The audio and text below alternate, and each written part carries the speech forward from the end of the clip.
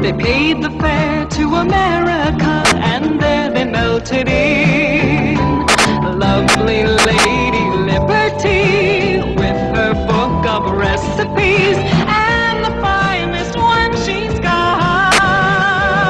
The Great American Melting Pot, to the Great American Melting Pot. Ah, the good old days of Schoolhouse Rock. The song you just heard, called The Great American Melting Pot, written by Lynn Ahrens and Lori Lieberman, two famous Jewish-American composers, was pumped into my head as a kid almost every single morning before school.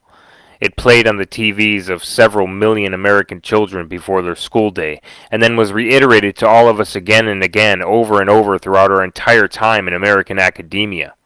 But is it true? Was America really always founded as a melting pot of all different races and countless cultures? Was America truly founded and meant to be by our founding fathers to be a nation of immigrants from all over the world? As you can see, this phrase, melting pot, first started being used around 1908. The origination seems to come from a play written and performed by Israel Zangwill. Wikipedia describes this play as follows. The play depicts the life of a Russian Jewish immigrant family, the Kishanos.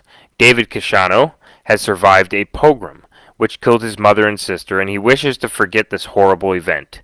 He composes an American symphony, and wants to look forward to society free of ethnic divisions and hatred, rather than backward at his traumatic past. Now, the last time I checked, the Declaration of Independence was signed in 1776, and 1908, the year when the phrase melting pot first started to be used, was 132 years after that. But let's move on. How many times have you heard from your politician, your president, your standard Hollywood actor, and your local SJW that we are a nation of immigrants? America is a nation of immigrants.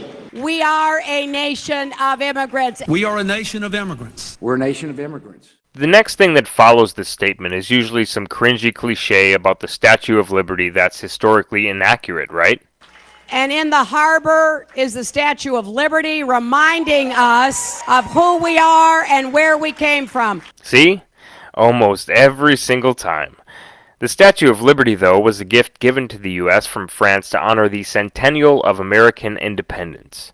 The poem Upon It, which was written by Jewish writer Emma Lazarus, as you know, give me your tired, your poor, your huddled masses, etc., etc., etc., was a later add-on and cri de coeur by Lazarus about her major concern, which was the Russian pogroms against the Jews happening in Tsarist Russia at the time. Lazarus was asked in 1883 to contribute a manuscript to an effort by New York socialites to help raise money for the pedestal on which the statue was to be erected. She at first resisted, but then ultimately decided to take the opportunity to further her real concern, which was the Russian Jews and the pogroms that were happening at the time. E Pluribus Unum explicitly commemorates the union of 13 British colonies into one nation. The statue and the motto do not celebrate immigration. They salute the achievement of the settlers who founded those colonies and in time won independence from their mother country. The poem on the Statue of Liberty has absolutely nothing to do with people vying for America to accept more and more immigrants, but has everything to do with what Lazarus was actually going through at the time. Anything else that is taught to you is historically inaccurate and completely made up by pro-open borders advocacy groups. Now, what about the term a nation of immigrants? Surely this phrase has been around since the Statue of Liberty was built up at least, right? Wrong. As you can see, this phrase wasn't even used until it became popular in the 1960s. It was popularized after the ADL asked John F. Kennedy to write a book with the same title that became part of a series by the ADL called A One Nation Library. I'm honored to receive this award from an organization which on its 50th anniversary should itself be receiving an honor for distinguished contribution to the enrichment of America's democratic legacy. Your tireless pursuit of equality of treatment for all Americans has made a lasting and substantial contribution to our democracy. As you can see, this phrase was literally a pro-open borders marketing slogan created by the ADL. a Jewish organization with over 100 years of history in the U.S., whose current CEO called Donald Trump anti-Semitic for using the word globalist during one of his meetings. It was sort of developed and originated in certain extremist circles populated by white supremacists. But make no mistake, where the term originates from is a reference to Jewish people. It is not a coincidence that the word globalist is used to refer to Jared Kushner and Gary Cohn and Steve Mnuchin, the most prominent Jewish members of Trump's team of advisors. It is really disturbing when the president or his advisors like Mick Mulvaney or others in the media literally parrot this term, which is rooted in prejudice. No, a president should not use the term globalist. The ADL also gave JFK the award he talked about earlier in that clip after writing his book. Now, this phrase that you constantly hear in your schools, on TV, in movies, and from your politicians came into mass use only 60 years ago. This was also right around the time that America's immigration system was starting to be called racist. This, as you know, eventually led to the U.S. going from a healthy mix of mostly Western-style European immigrants in 1950 to a massive increase in immigration, which is now pretty much only coming from Mexico. There was a feeling in Congress that that same notion of ending discrimination should also be applied to U.S. immigration policy. Up until 1965, U.S. immigration policy was heavily biased in favor of Europeans. So what exactly changed? What law was passed that the American people had no say in?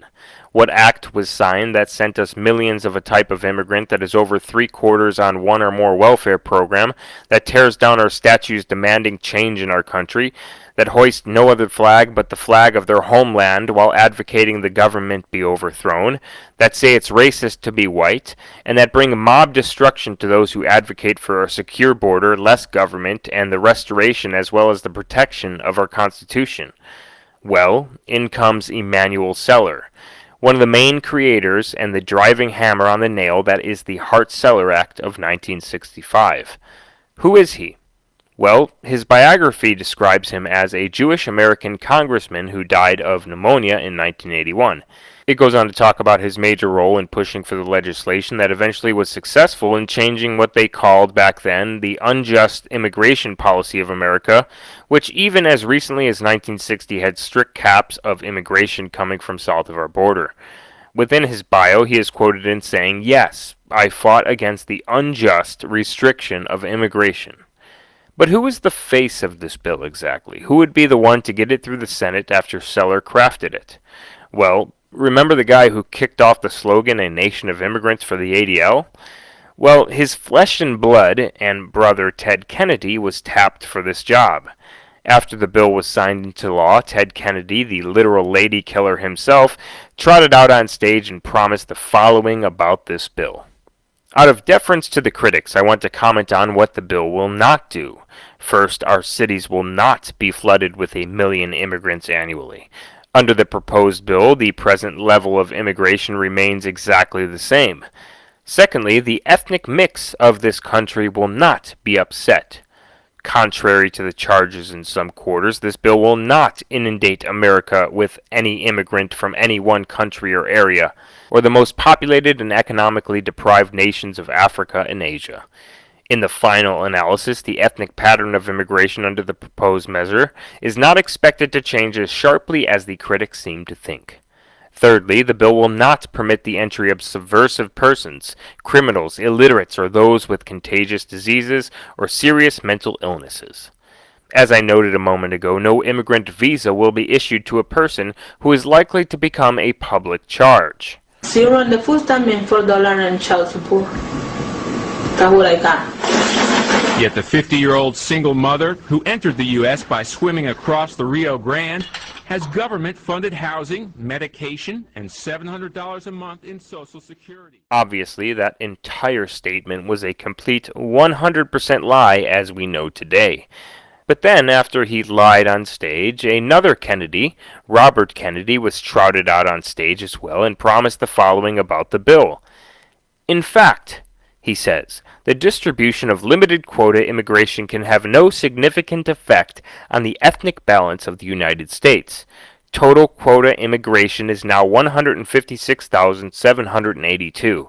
Under the proposed bill, it would rise slightly to only 164,482. Obviously, this is way, way off. But before the 1965 Hart-Celler Act, our immigration and naturalization laws were a lot more similar to immigration acts that were outlined by the founders and forefathers of America. Nationality acts like the Naturalization Act of 1790, which stated that should any alien wish to become naturalized in America, they would first have to be a free white person of good moral character that has resided in the country for at least 2 years. This was specifically written in the bill.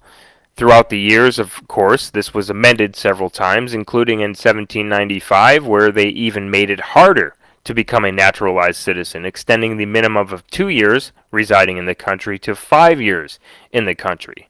Then in 1798, making it at least 14 years, and allowing the children of naturalized citizens to obtain birthright citizenship. All of which still kept the free white person of good moral character statement in the first lines of the bills. This Immigration and Naturalization Law of 1798 stayed exactly the same all the way up until 5 years after the American Civil War, when it was changed again in 1870 to allow freed black slaves to become citizens of America. From 1870 to 1924, immigration and naturalization pretty much remained exactly the same. As America was growing and only had around 50 to 90 million people in population, infrastructure needed to be built, and thus immigrants from Ireland, Italy, Britain, and the Scandinavian countries started to flow in. Contrary to what you're taught in your schools, as you can see, slaves did not build this country, its infrastructure, its canals, its bridges, or its skyscrapers. The Irish and Italians mostly did. But I digress. This all changed in 1920 when President Warren G. Harding signed the Emergency Quota Act into law in 1921. According to the new law, annual immigration from any country cannot exceed 3% of the total number of U.S. immigrants from that same country, as recorded in the U.S. Census of 1910. Then, the Immigration Act of 1924 went even further, limiting total annual immigration to 165,000 and fixing quotas of immigrants from specific countries. For instance, the act, which some know as the Johnson-Reed Act, completely banned immigration of Eastern European Jews. This was due to the recent Russian Revolution of 1917, which was started by Leon Trotsky, aka Leon Bronstein, and Vladimir Lenin, who were both Eastern European Jews. It was meant to keep subversives like them out of the country, along with anyone who followed the ideology of Karl Marx, who was also a European Jew. This act, of course, was only opposed by Emanuel Celler, who, as you know now, would change this all and immigration altogether as we know it later on. Imagine my shock. But before Celler got his subversive, disgusting hands on our immigration system, yet another immigration act would pass. This act passed in 1952. It's known as the McCarran-Walter Act. The law was hailed by supporters as a necessary step to preventing communist subversion in the United States, while opponents decried the legislation, of course, as being xenophobic and discriminatory. The act, opposed by Emanuel Celler, kept the quotas the same, and immigrants from Great Britain, Ireland, and Germany were allotted 2/3 of the total 154,000 spots available each year. However, the act did specifically remove previously established barriers that had acted to exclude immigrants from nations such as Japan and China. These countries were now assigned a very small portion of the annual quota. But still, as you can see, keeping our immigration coming mostly from First World Europe, where immigrants had an easier time of assimilation. It banned admission to anyone declared a subversive by the Attorney General, and indicated that members of Communist and Communist Front organizations were subject to deportation.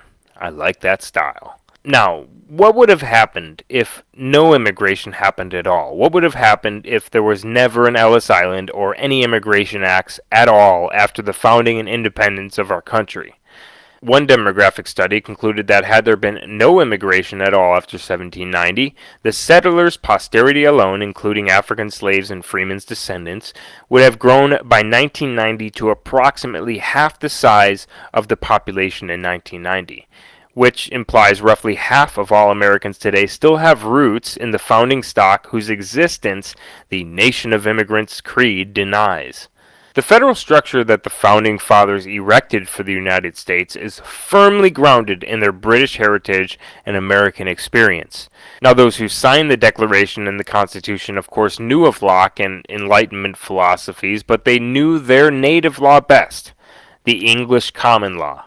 Common law remains the bedrock of every state's law today, with the unique exception of Louisiana. The rights of Englishmen were the animating spirit of the Bill of Rights, meant to secure them more effectively in America than they often were in England. So you see, America is a country of settlers and conquerors of Western culture. The America they had in mind was to remain Western. And regardless of what anyone tries to tell you on the TV, millions upon millions of Americans are neither immigrants nor descendants of immigrants, but rather descendants of the settlers who built and freed this country from Britain. Can you imagine what would happen if China was in our place, allowing millions of people to flow from south of their border into their country, who according to all studies are mostly on welfare? Could you imagine what the Chinese would say or do if then said immigrants were to say that their culture is racist, everything about them is racist, and that they must change to become more tolerant to the soft invaders? Yeah, me neither.